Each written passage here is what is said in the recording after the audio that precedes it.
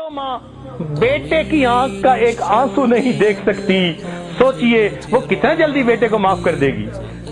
ماں کو منانے کے لیے چل کے آنا پڑتا ہے، معافی مانگنی پڑتی ہے، پاؤں پکڑنے پڑتے ہیں، آنکھوں سے آنسو بہانے پڑتے ہیں۔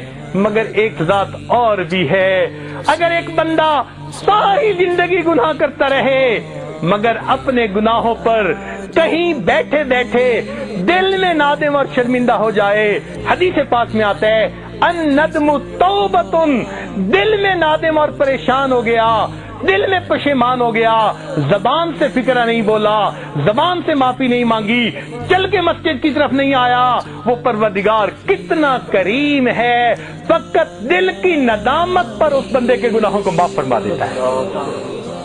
تو معلوم ہوا کہ جتنا اس دنیا میں اللہ تعالیٰ کو منانا آسان ہے، کسی کو منانا اتنا آسان ہے، اس لیے کہ جو محبت اللہ تعالیٰ کو بندے کے ساتھ ہے وہ محبت کسی کو بندے کے ساتھ نہیں۔ اس دنیا میں ہر کوئی نیکوں سے پیار کرتا ہے، ہر کوئی اچھوں سے پیار کرتا ہے، بروں سے پیار کرنے والی ایک ماں ہے۔ اولاد بگڑ جائے وہ کہے گی یہ نصیب بچوں کے، میں تو ماں ہوں، میں کیا کروں۔ بروں سے محبت کرنے والی اس دنیا میں اگر کوئی ہستی دیکھنی ہے تو وہ ماں کی ہستی ہوتی ہے۔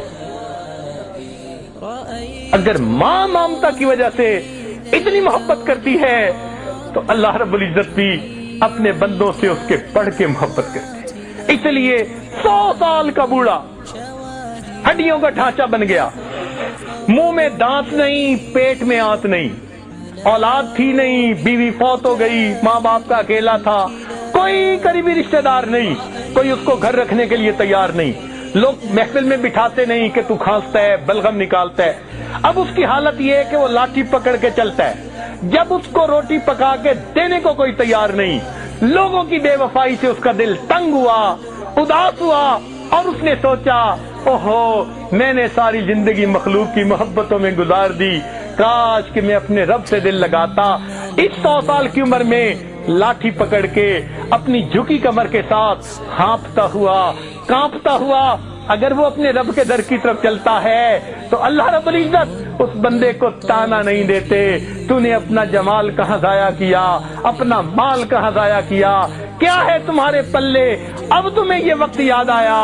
میرا پروردگار اپنے بندے کو کبھی یہ الفاظ نہیں فرماتا، بلکہ وہ اگر بوڑھا بھی چل کے آ رہا ہوتا ہے، اللہ تعالیٰ کی جو ہے حدیث قدسی اس کا جواب ہے کہ میرا بندہ میری طرف ایک بالش چلتا ہے، میری رحمت 2 بالش جاتی ہے۔ اگر وہ چل کے آتا ہے وَإِنْ أَتَانِي يَمْشِي أَتَيْتُهُ هَرْوَلًا، میرا بندہ چل کے آتا ہے، میں بندے کی، میری رحمت بندے کی طرف دوڑ کے جاتی ہے۔ تو جو پروردگار اپنے اس 100 سالہ بوڑھے کو بھی تانا نہیں دیتے، بلکہ اور ذرا بات سن لیجئے کہ اگر یہ 100 سال کا بندہ شرابی تھا، زانی تھا، اس نے آ کے توبہ کر لی، اللہ تعالیٰ گناہ معاف فرما دیتے ہیں۔ اور پھر ایک اور بات، شریعت کا مسئلہ سن لیجئے، اگر کسی نے سچی توبہ کر لی، شریعت کہتی ہے اب اس کو پچھلی زندگی کے گناہ پر کوئی آر نہیں دلا سکتا، تانا نہیں دلا سکتا۔ حدیث پاک میں ہے اگر کوئی بندہ گزری ہوئی زندگی کے گناہ کا کسی کو توبہ کے بعد تانا دے گا، اللہ تعالیٰ اس بندے کو موت نہیں دیں گے جب تک اسی گناہ کی ذلت میں گرفتار نہیں فرما دیں گے۔ میرے بندے نے توبہ کر لی، تم کون ہوتے ہو تانا دینے والے؟ سبحان اللہ، وہ کتنا بڑا پروردگار ہے۔ اس لیے ہم اپنے دلوں کی گہرائیوں سے آج سبق کو یاد کر لے، اپنے ایمان کو مضبوط سے اثبت کر لے۔ ہمارا اس دنیا میں پالنے والا اللہ رب العزت ہے۔ اپنی امیدیں اللہ سے لگائیے، اپنی ضرورتیں اللہ تعالیٰ کے سامنے پیش کیجئے، اپنی پریشانیاں اللہ تعالیٰ کے حضور پیش کیجئے۔ ہر بندے کے سامنے اپنی زندگی کے حالات کو کھولتے پھرنا یہ زیب نہیں دیتا۔